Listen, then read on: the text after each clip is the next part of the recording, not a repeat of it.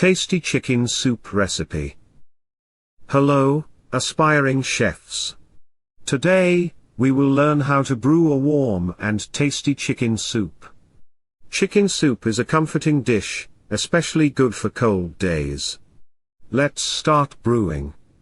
Ingredients: 200 grams of chicken breast, 1 carrot, sliced, 1 onion, chopped, 2 celery sticks, chopped, 1 liter of chicken broth, 1 teaspoon of salt, ½ teaspoon of black pepper, parsley for garnish, optional.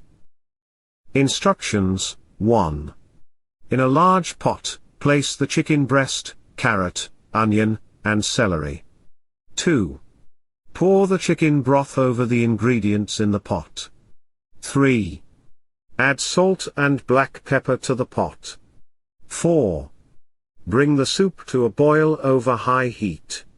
5. Once boiling, reduce the heat to low and let it simmer for about 30 minutes. 6. After 30 minutes, remove the chicken breast from the pot and shred it using 2 forks. 7.